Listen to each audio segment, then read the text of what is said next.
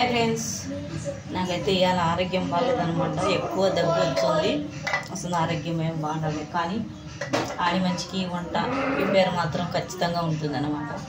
పిల్లలందరూ పనికి పోయినారు, వాళ్ళు వచ్చేటాలుగా వంట చేసి పెట్టాలి.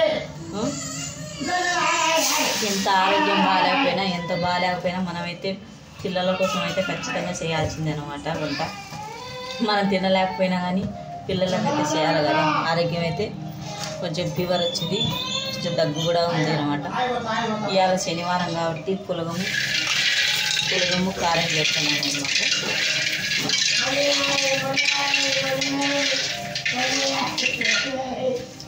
అన్నీ రెడీ పెట్టుకున్నాను అనమాట.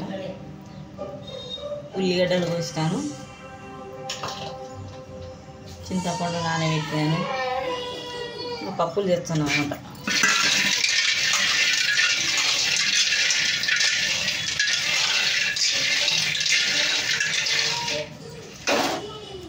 పాపని పాల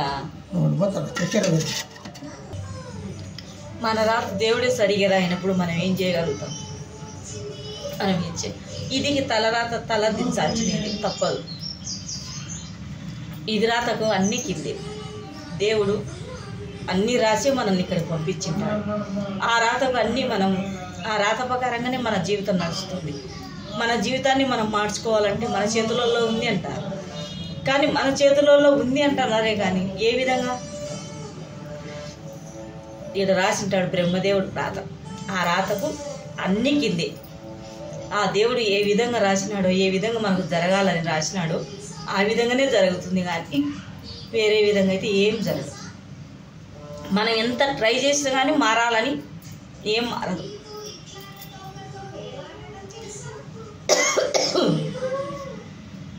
కష్టాలు మనం కష్టాలకే పుట్టినామంట. కష్టాలు అనుభవించగా తప్పదు. కష్టాలు పుట్టి మనకు సుఖాలు కావాలంటే వచ్చాయా? ఎక్కడి నుంచి వచ్చాయి? రా. కష్టాన్ని పుట్టినోడు కష్టమే చేసుకోవాలా. సుఖాలు రావాలంటే ఎప్పటికీ రాదు. అది సుఖపడే వాళ్ళు మన కష్టాన్ని మన కష్టం వాళ్ళకు తెలియదు. ఇంత కష్టపడుతున్నారు, వాళ్ళు ఎంత బాధపడుతుంటారు అనేది వాళ్ళకి ఏంలే అంటారు. కానీ మనం బాధపడేది మనకు మాత్రమే తెలుసు, ఆ భగవంతుని తెలుసు. అంతేంటారా? అవునంటారా? కాదంటారా?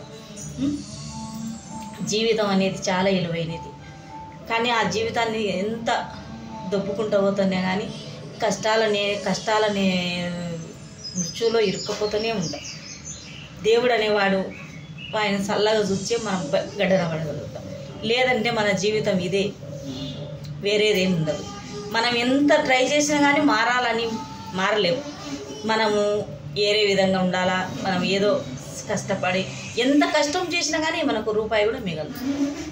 ఎంత మిగిలించుకోవాలా, ఎంత ఏదైనా కానీ సర్దుకోవాలా, మిగిలించుకోవాలా, అది చేయాలా, ఇది చేయాలని మనం ఎన్నో ఆలోచనలు చేస్తాం. మనకి ఎన్నో ఆలోచనలు, కానీ అన్ని ఆలోచనలు చేసి ఎన్ని చేసినా కానీ ఏడేసినా గొంగడి అంటే అన్నీ ఉండాలి గొంగడి అన్నట్టు ఉంటుంది మన మధ్యతరగతి కుటుంబాలు. ఈ బాధలు ఈ కష్టాలు అనుభవించేవానికే తెలుస్తుంది, కానీ పక్కనోనికి అస్సలు తెలియదు. వానికేం లేవు, వానికేం బ్రహ్మాండంగా అన్నాడు అంటారు, కానీ మనసులో ఉండే బాధ తెలుస్తుంది? తెలియదు కదా. మనకు మాత్రమే తెలుస్తుంది మన బాధ ఏంటో. పక్కనోనికి ఏం తెలుస్తుంది? ఏం తెలియదు. దేవుడు రాసిన రాతకు అన్ని కింది. భగవంతుడే మనల్ని చక్కగా చూడనప్పుడు ఎవరినో మీద బాధపడితే ఏమవుతుంది? ఏం రాదు. మన రాతే మనకు బాగలేదు అంతే. మన రాత మనకు బాగాలేనప్పుడు మనం ఒకరిని అనుకొని కూడా వేస్ట్ అవుతారు. అట్లా ఉంటుంది మన జీవితాలు. మధ్యరగతి కుటుంబాలు అనేటివన్నీ ఇట్నే ఉంటాయి అనుకుంటాను. నేనైతే అనుకుంటున్నా మధ్యరగ జీవితాలన్నీ ఇట్నే ఉంటాయేమో నాకు అనిపించట. నాకు చాలా బాధగా ఉంటుంది. ఎందుకు దేవుడు మనల్ని పుట్టించి ఈ లోకంలోకి పంపించాడు. ఈ లోకంలోకి పంపించి కూడా మనల్ని అక్కడ అవన్నీ కష్టాలు కాదు, మళ్ళీ ఇక్కడికి వచ్చినాక ఈ కష్టాలు అనుభవించాలి. దేవుడు మళ్ళీ ఈడేమన్నా అనుభవించిన అని ఆడేమన్నా చక్కగా కూర్చాడా? ఏం లేదు కదా. ఆడ కూడా నువ్వు చేసిన పాపంలో ఏమిటి, నువ్వు చేసినట్టు ఏమిటి అని ఆడ లెక్కలేదు సార్ దేవుడు. మనిషి సుఖపడేది ఏమిటి నాకైతే అర్థం కావడం లేదు ఫ్రెండ్స్. Bye friends.